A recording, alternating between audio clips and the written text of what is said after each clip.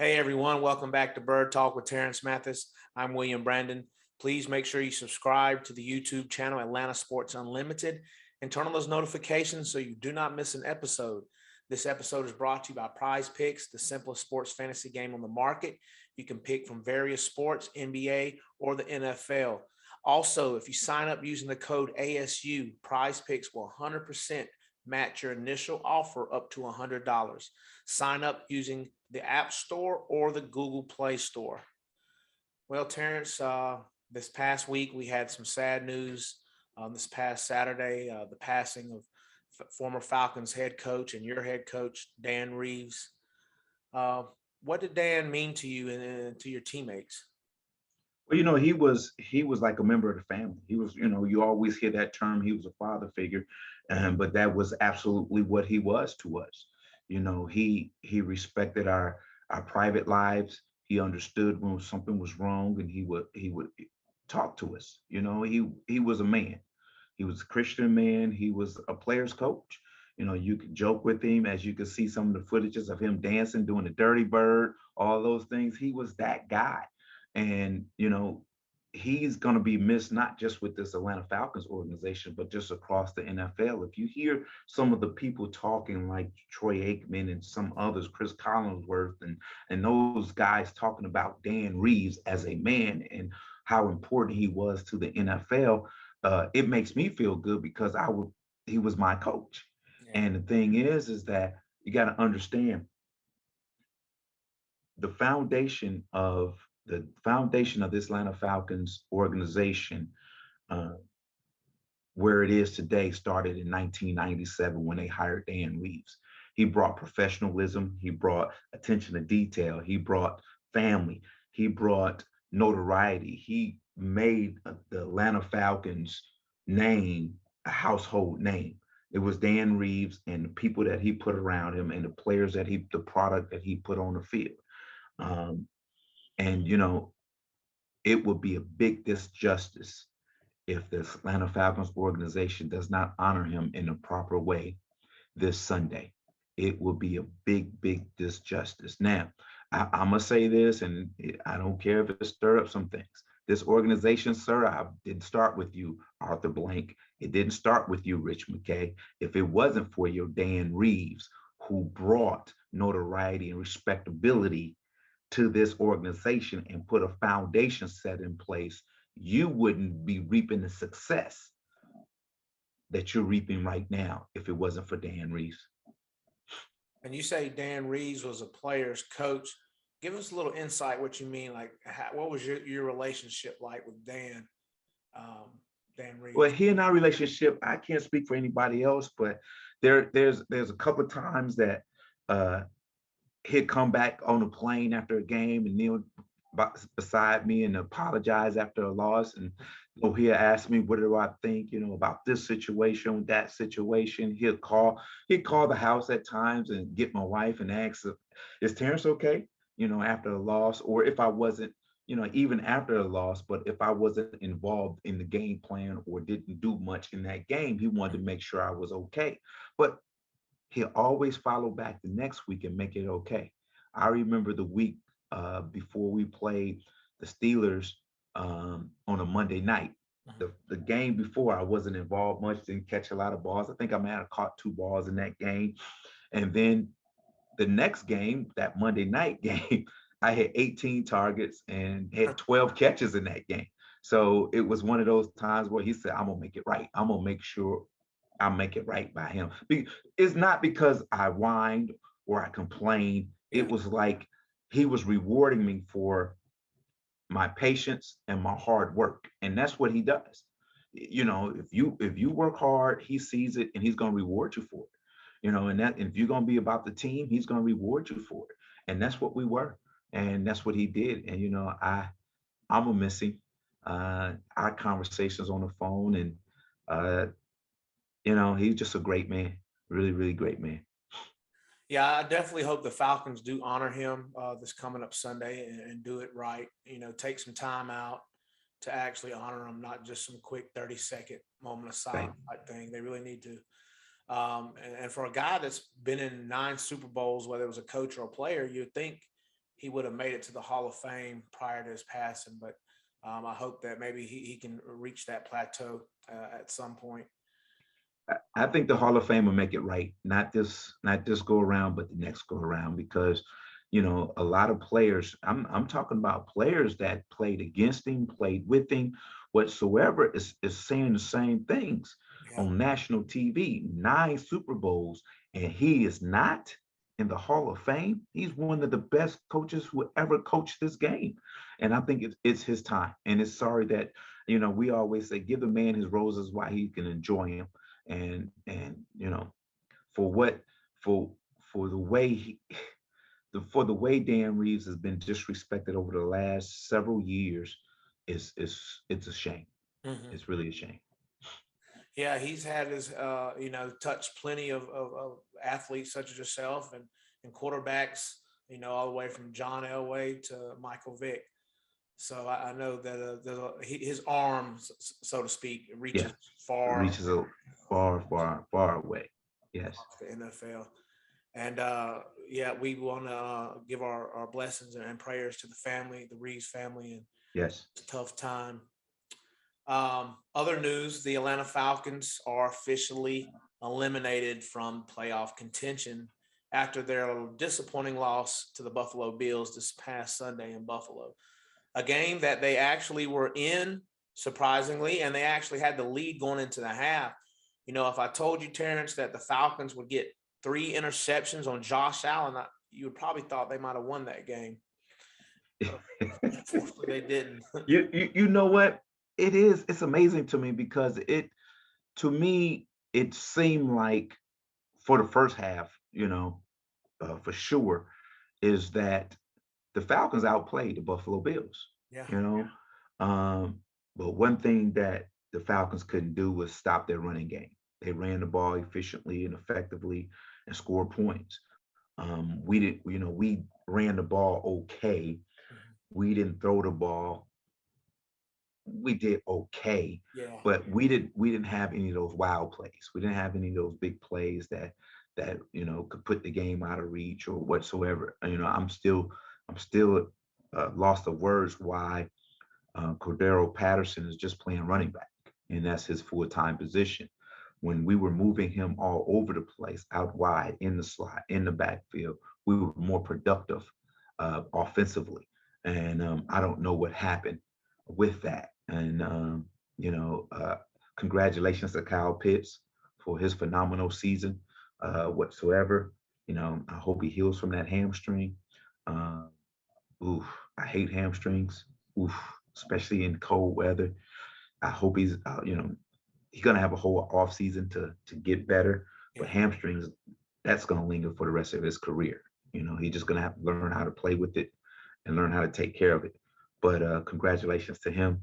Um, you know, there's gonna be it's not gonna be hard to get up for this last game for Yeah. this Atlanta Falcons team because it's the Saints and it's at home. So and you have an opportunity to spoil the Saints playoff hopes. Well, you would know because I think that's a late game. You would know uh, going into that game if the Saints is viable or not in the playoff race. But there's no way you can't get up for this game. It's a rivalry game whatsoever, and it's the Saints. And the thing is that you know after this game, you're going to be evaluated. You're going to be evaluated. Yes, you're going to be evaluated over the whole year, but this game, your evaluation is going to be kind of harsher because of the fact that you're out of the playoffs, you're playing for nothing, and it's the last game of the year. How hard are you going to play? How hard are you going to prepare? Uh, what are you going to do this week to prepare for Sunday? Are you going to stay away from being affected by COVID and all that stuff? Are you going to do the necessary things to finish this week strong so you can be evaluated on how you finished the season, not what you did during the season? You're going to get evaluated doing for what you're doing during the season, but in a time like this, the coaching staff and management want to know what guys are serious about playing football for the Atlanta Falcons. I want to rewind for a second back to the Buffalo game Mm-hmm. when the play where Matt ran and he ended up we thought he scored the end zone, and he spiked the ball. Then they gave a taunting, and then they said he Right. didn't score. My Right. question is about him scoring. That they changed the rules that if a player is giving himself up, then you can't hit him. But clearly, he's going into the end zone. He's going head first. Like, how can he be giving himself up if he's trying to cross the plane? Well, that's one of those things where uh, I think if it was a running back, wide receiver, tight end, it would have been a touchdown. Mhm. But there's different rules for quarterbacks because it's one of those things that um, when do we launch at a quarterback? When does he giving himself up? So they just made it clear. Whenever the quarterback starts to go to ground without being touched, he's giving himself up. Mhm. And I think, at the end of the day, well, it's not a good rule because that happened. Yeah. People gonna say, oh, that's a bad rule because of that happened. But at the end of the day, if it was the shoe was on the other foot, you'd be like, yeah, okay, we'll take that. Yeah. But it is not just our quarterback; it's everybody's quarterback across the league. And because you can see sometimes where a quarterback can start his slide Mhm. and get a first down, and it comes back because he started his slide before the first down marker. Yeah. Because what that's doing is it's trying to protect the quarterback from getting hit. Now, he did get hit as he was going head first, which now he gave himself up, but he gave himself up as a runner because he went head first. So it gave that defensive back the right pretty much to hit him. Yeah. So, the taunting after that, was it a good call? Uh, you got to know better than that. You really got to know better than that. You can't spike the ball in a man's face and talk trash Mhm. to him at the Mhm. same time. And that's I don't care if your offensive lineman scoring a touchdown. You just can't do that. And Matt knew right away. He knew right away. Mhm. Uh, his emotion, but you know what? I can't fault him. Matt Ryan is frustrated, and he's been emotional for the last two games. And I have in 14 years, I have never seen Matt Ryan like this, and I love it. I love it. I don't, I take that taunting period. They take the touchdown away, but I take that from my quarterback. That means he cares and he has passion. Yeah, he definitely does. My thing on that was just like with him sliding, and I was like, okay, so if he's giving himself up, then said defender shouldn't have been able to hit him in the back. So it should have been two penalties, one for taunting and then one for him, and then they would have offset, replayed it down. But nevertheless, can't cry over spilt milk. Yeah, I want to say that the Falcons, it's not going to get much easier. Like you said, they take on the Saints. Now, the Rams and 49ers game is playing at the same time. So nobody will know yet who's clinched. right, So they right. will be going on simultaneously. The Saints, Falcons did beat them earlier on this year in New Orleans. As we remember, the Falcons gave up like 22 unanswered points late in that Yes, game and ended yes, up winning the game by a last second field goal. right. They're going to get probably the full dosage of Taysom Hill. Last time they played against primarily Simeon, so they're going to Mm-hmm. get a lot of Taysom Hill. And like you said, they're playing for their playoff hopes. And what better way for the Falcons to spoil their hated division rivals' chance? Right. When you Yeah, got opportunity to do yeah, that. yeah. You do, and I mean that's what makes it fun. That's what makes us the NFL. At the end of like you said, we got to account for Taysom Hill as a running back Mhm. playing quarterback. So if we don't account for the quarterback running the football, it's going to be a long, long afternoon. But I hope we have a good game plan defensively for that. I think offensively, the biggest thing is protect Matt Ryan.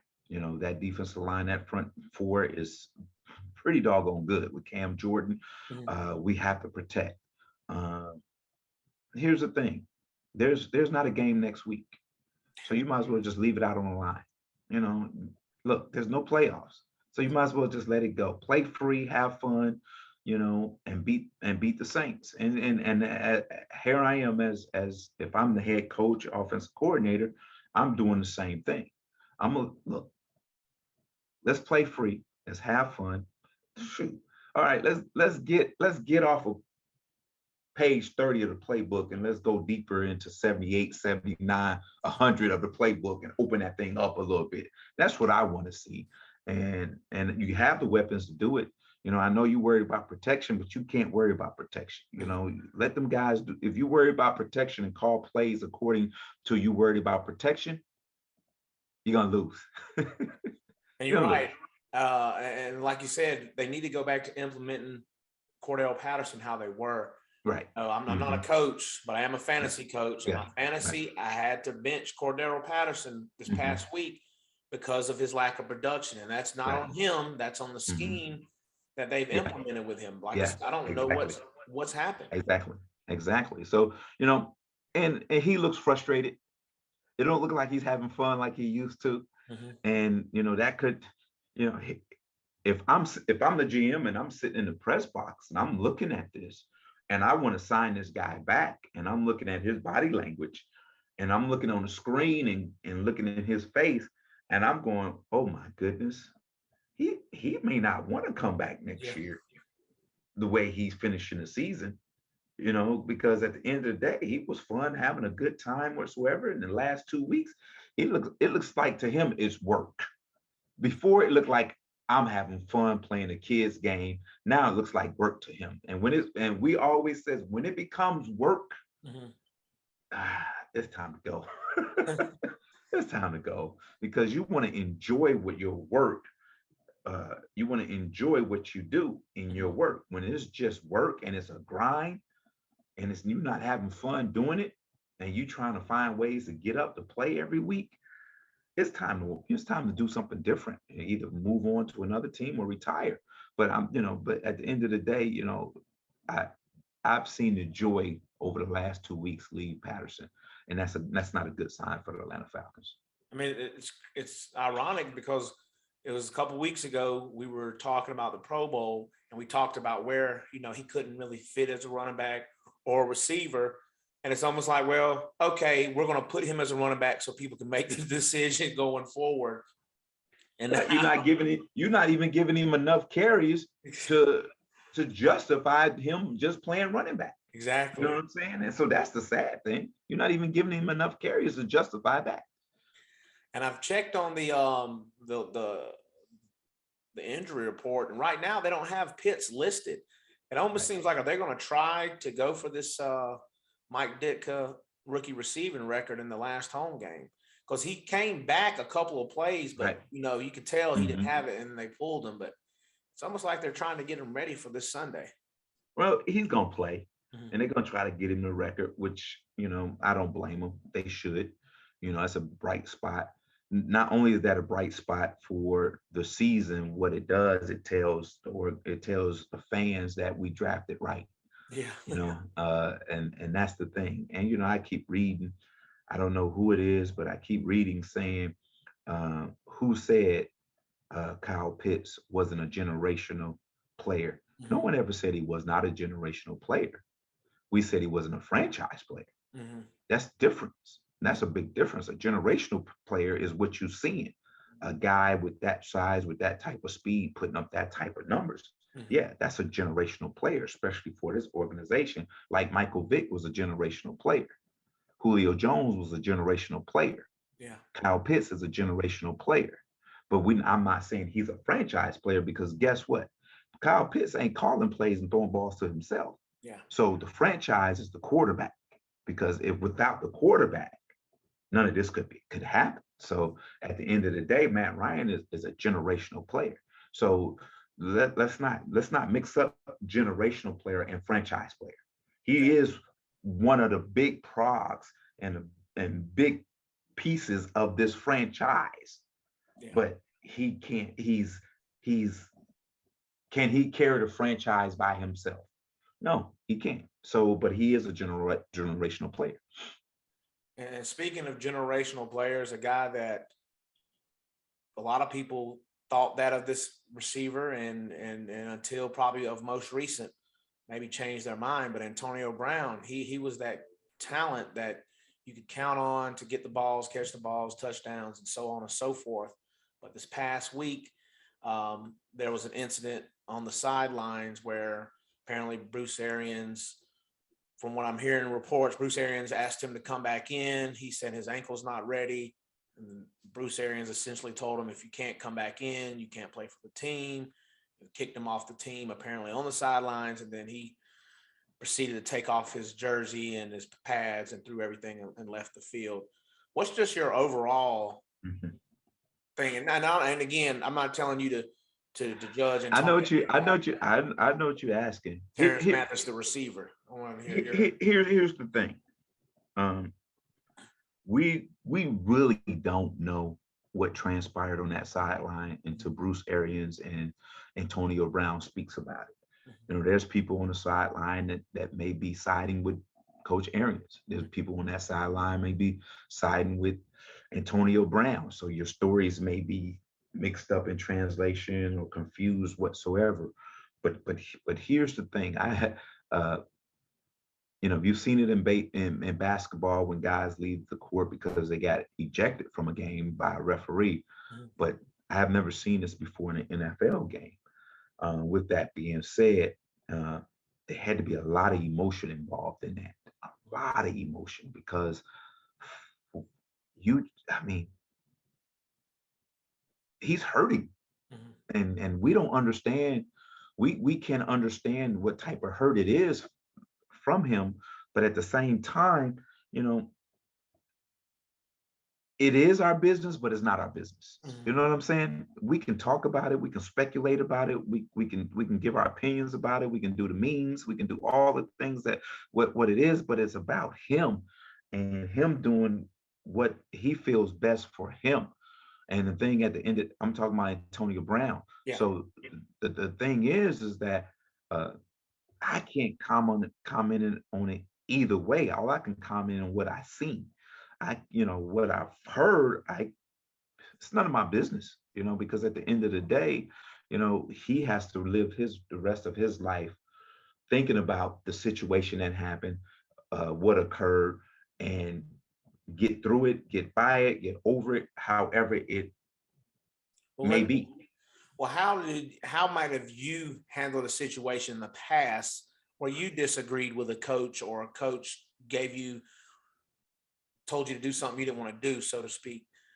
I mean, I like you said, I've never seen it before happen. So again, I don't necessarily want you to dissect Antonio Brown, but Terrence Mathis, the receiver, you've never done that. What would it take, I guess, or, how would you handle the situation differently? It's funny. We were playing in New Orleans and they blitzed us and I missed the hot break. Safety came, linebacker came, and I missed it. I just missed it.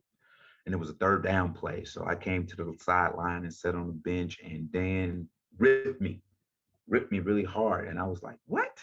Especially in front of my peers. And I jumped up and went at him and Art Shell grabbed me and said, hey man, it's okay. Then I was like, who do you think he's talking to? Blah, blah, blah, blah, blah, blah. And, Dan was walking away and I said, you don't talk to me like that. And, a couple of players grabbed me and set me down. And, I was upset the rest of the day. But that's that time he came on the plane, walked back there and says, hey, I was wrong. I'm sorry. And I said, Coach, I was wrong. And I'm sorry. You get heated. Things get said in the game that you don't like, and especially in the middle of the game. You're down 14 at the time. So you're heated at that time. So there's emotions that's going. So, sometimes we got to find a way to okay, I get it. But, he handled it the best way he can handle it. But the best, I've handled situations like that. I've never been told to go in a game and not go in a game because I didn't care if my leg was broken. I was going to go play the game. That's just who I was. But at the same time, he has to look out. Antonio has to look out for himself, and he has to do what's best for himself. And then the Tampa Bay Buccaneers organization has to do what's best for them. Is there like any recourse that the player could take? For instance, if Aaron's like, hey, you need to go back in. And he's like, my ankle's killing me. I'm not going in. He's like, well, if you don't go in, then you're off the team. And then he's like, well, I'm not going in, and just stayed there on the sideline. And like you said, later on, maybe cooler heads would prevail. Is there anything maybe that the players associate, anybody could have his back in that situation? Like, well, he was hurt, he can't come back in. So regardless if you tell him he's fired, he can't just be fired because he didn't go back in. Well, you can't release a guy because he's injured, for one, um, without giving him a settlement. And secondly, uh, the trainer and the doctors make that decision, hey, if he can play or not, if he's hurt or not, whatsoever. So I don't know the communications between the trainer, the doctor, the player, and the coach. I don't know if there was any communication there. So that's things we don't know. Yeah. Usually what happens, a player go to the trainer or the doctor and says, hey, my ankle hurts whatsoever. And they test it out, and he'll go to the head coach and say, Antonio's down, or he say he'd be good to go in a few minutes or whatever, we're working on it. Gotcha. So I don't know what transpired during that time, so only they know. And and I don't think we're gonna have an answer to that until the season's over with. Yeah. Well, I appreciate your thoughts on that. And like I said, I didn't want to get all Yeah. into the specifics of Antonio, Right. but I know. just your Yeah. point of Yeah. view. Yeah. So what you got for us to end the show today, T? Well, here's the thing. This one is kind of personal with me. Over the last, now it's been 10 years, is that people that know me, I've been trying to get a coaching job in the NFL, in college football, head coach, receiver coach, offensive coordinator, whatever it may be. And uh, it's been a long journey. It's been a very, very long journey. And, you know, doors get shut all the time. I've had plenty of doors shut. I have plenty of people say no. I have plenty of people not call back, whatsoever. And matter of fact, I've never ever been called in for an interview over the last 10 years or so since I left Savannah State. And the thing is where I'm going with this is this: I'm not gonna give up. Yeah. I'm not gonna give up. I had a pastor look at me and ask me a question. Didn't know me from Adam. Asked me my name. He says, "What do you do?" I said, "I'm a retired football player." He says, "No, what do you do?" I says, "Well, I coach high school football." He says, "I thought that." He says, "I want to tell you something." He says, "Don't you ever grow weary." He says, "I can see it in your face." He said, "Don't you get weary. It's going to be a lot of doors shut in your face, but don't ever get weary. What God has for you, no man can take away." He says, "What God has for you is bigger than what you even expect." So here it is today. On this Tuesday, I had another door shut in my face. And the thing is that it hurts. I'm never content with it. And I'm just telling you out there, hey, it's gonna be plenty doors shut, but God's gonna open that one that no man can shut, and you're gonna walk in and feast. And that's what I have for you today. All right. Amen to that. Yeah. Everybody, please make sure you subscribe to the YouTube channel Atlanta Sports Unlimited and turn on those notifications. Again, rest in peace, Dan Reeves, and to the Reeves Rest in family, peace. our condolences. You have a good one. Bye, everybody. Peace.